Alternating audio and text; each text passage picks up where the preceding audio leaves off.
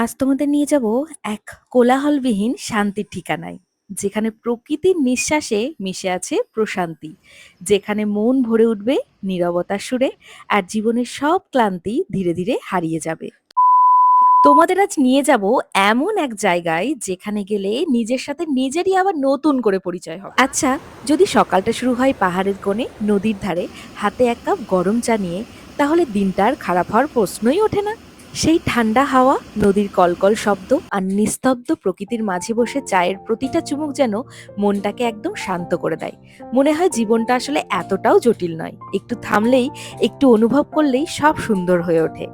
আর এমন একটা সকাল পুরো দিনের মুডটাই বদলে দেয়। আজকের ভিডিওতে আমরা বিজনবাড়িতে কোন রিসর্টে ছিলাম আর আমাদের কেমন কি খরচ হলো সবটাই তোমাদের সাথে ডিটেলসে শেয়ার করে নেবো। চলো পুরো ব্লগটা দেখতে থাকো। তো এই হলো আমাদের দুদিনের শান্তির ঠিকানা, বিজনবাড়ি ব্যাম্বু রিসর্ট।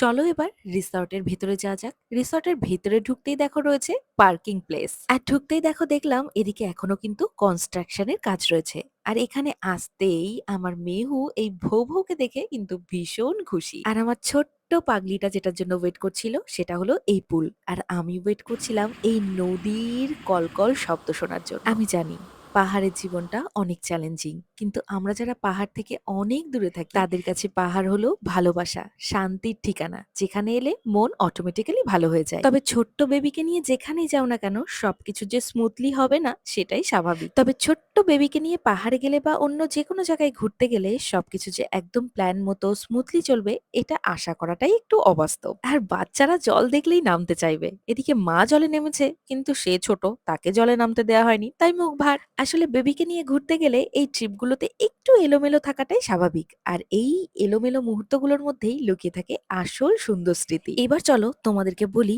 বিজনবাড়ি তোমরা কিভাবে আসবে। শিলিগুড়ি বাস স্ট্যান্ড অথবা নিউ জলপাইগুড়ি রেল স্টেশন থেকে তোমরা কিন্তু যে কোনো গাড়ি ভাড়া করে বিজনবাড়ি চলে আসতে পারো। আর শুধু ঘুরে বেড়ালেই তো হবে না, খাওয়া দাওয়াও করতে হবে। তাই এখানে কিছু সিলেক্টেড আইটেম আছে, সেখান থেকেই তোমাদের চুজ করে নিতে হবে। ব্রেকফাস্ট, লাঞ্চ, ডিনার তো রয়েছেই, তার সাথে রয়েছে স্ন্যাক্স। আর এখানের খাবারের টেস্টের কথা যদি বলো তাহলে বলবো চারিদিকের এত সুন্দর দৃশ্য দেখে মন এত ভরে যায়, তাই খাবার একটু কম টেস্টি হলেও পেট ভরে যায়। পাশেই রঙ্গিত নদীর কলকল শব্দ, আর ডিনার শেষে বাবার কাছে গল্প শুনে ঘুমিয়ে পড়া। এই ছোট ছোট মুহূর্তগুলোই তো জীবনের সবচেয়ে বড় সুখ।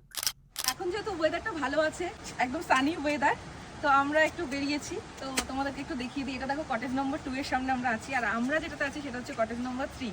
এগুলো কিন্তু সব রিভার সাইড। তো তোমরা যখন বুক করবে, যদি রিভার সাইড নিতে চাও তাহলে কিন্তু কটেজ নাম্বার 2, কটেজ নাম্বার 3 আর 11, 12, কটেজ নাম্বার 11 আর কটেজ নাম্বার 12, এই চারটে কিন্তু একদম রিভার সাইড কটেজ, যেটা আর কি তোমরা একদম ব্যালকনি থেকে নদীর যে একদম বয়ে যাওয়ার শব্দটা সুন্দর, সেটা সারাক্ষণ 24 ঘন্টা শুনতে পাবে। এগুলো খুব একটা দূরে নয়, তবে এইগুলো একদম কাছাকাছি। তোমরা যদি গ্রুপে আসো তাহলে কিন্তু এই কটেজ নাম্বার, এটার নাম্বারটা আমার ঠিক মনে নেই, আমি দেখিয়ে দিচ্ছি চলো। এই দেখো এই বিনসগুলোর তরকারিগুলোই আমরা সকালবেলায় খেলাম। নোংরা মা, তো নোংরা ছেড়ে দাও। এই যে এইটাতে তোমরা গ্রুপে এলে একবারে পুরো গ্রুপটা ওপর নিচে এই বিল্ডিংটাতেই থাকতে পারবে। এই বিল্ডিং এ কিন্তু নিচে 2টো রুম, ওপরে 2টো রুম রয়েছে। যদি এই বিল্ডিংটা নিতে চাও তাহলে বলবে 7H। আর এই হলো এই কটেজের রুমগুলো। রুম থেকে বেরিয়েই এইরকম একটা ব্যালকনি, আর ব্যালকনি থেকে একটু নেমেই নদী। আর তোমরা খাবার দাবার ঘরেও অর্ডার করতে পারো, আর ওইখানে এই যে লাঞ্চ, ডিনার, ব্রেকফাস্টটা ওখানেও করতে পারো। বসে স্ন্যাক্স, চা, কফি যাই হোক খেতে পারবে। আর এই সাইডে একটা পুল রয়েছে, আর একটা পুল ওই সাইডে রয়েছে। চলো দেখিয়ে দিই, পুরো প্রপার্টিটা তোমাদেরকে আজকে দেখিয়ে দিচ্ছি। ঘরে বসেই দেখে নিতে পারছো, কিন্তু সেজন্য কি করতে হবে, একটা লাইক আর কমেন্ট অবশ্যই করে দিতে হবে।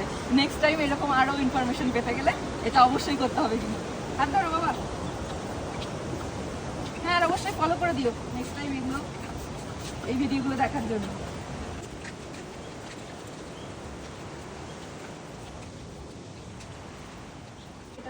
এটাও দেখো একদম রিভার সাইড। এটা হচ্ছে গিয়ে কটেজ নাম্বার 05, এটা হচ্ছে কটেজ নাম্বার 04, আর এটা হচ্ছে কটেজ নাম্বার 06। বাবা আস্তে আস্তে, আমি আসছি।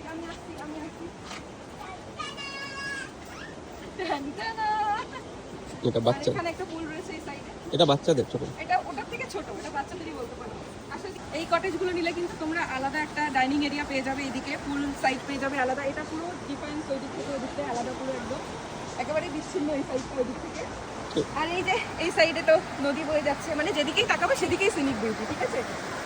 তাহলে পুরো কটেজটা তো তোমাদের ঘুরিয়ে দেখিয়ে দিলাম। এবার তোমরা যারা এখানে আসতে চাইছো তারা স্ক্রিনে দেওয়া নাম্বারে কন্ট্যাক্ট করেই কিন্তু এখানে চলে আসতে পারো। আর এদিকে দেখো একটু বৃষ্টি হতেই এদিকে ফিশিং চলছে। সত্যি বলতে জানো তো একটা জায়গায় পুরোটা এক্সপ্লোর করতে গেলে তোমাকে সেখানে দুদিন থেকে পায়ে হেঁটে সেটাকে এক্সপ্লোর করতে হবে। তাই আমরা একটু বেরিয়ে গেছিলাম চারিদিকটা ঘুরে দেখতে। ওই দূরে দেখো নতুন একটা হোমস্টে হচ্ছে, এখনো এটাই কাজ চলছে। আর পাশেই পাওয়ার হাউস। আমরা ২ দিন এখানে ছিলাম, কোনো সাইট সিন রাখিনি। জাস্ট এই জায়গাটা ঘুরে দেখেছি। আর আমাদের এই রিসর্টের সামনে একটা দোকান ছিল ছোট্ট মতো। সেখান থেকে কিন্তু এই কোল্ড ড্রিংকস, কলা, মুড়ি, বিস্কিট এগুলো সবই আমরা কিনেছি। চলো এবার আসি এই রিসর্টে থাকার খরচে। এখানে থাকা খাওয়ার খরচ পার ডে পার হেড ১৭০০ থেকে ২২০০ টাকা। যেটা কটেজ আর সিজন ওয়াইজ চেঞ্জ হয়। আর এই দেখো কথা বলতে বলতে আর ঘুরতে ঘুরতে আর একটা ছোট্ট পাখির সাথে দেখা হয়ে গেছে। তাহলে সকাল দুপুর বিকেলের রূপে ব্যাম্বু রিসর্টকে দেখলে, এবার চলো রাতের রূপেও দেখে নাও। সন্ধ্যা নামলেই পাহাড় কেমন শান্ত নিস্তব্ধ হয়ে যায়, তাই না? এই দেখো আমাদের কটেজ রাতের বেলায় ঠিক এই রকমটা দেখতে লাগছিল। মাঝে মধ্যেই হালকা বৃষ্টি, তাই ছাতাটা সব সময় সাথে রাখতাম।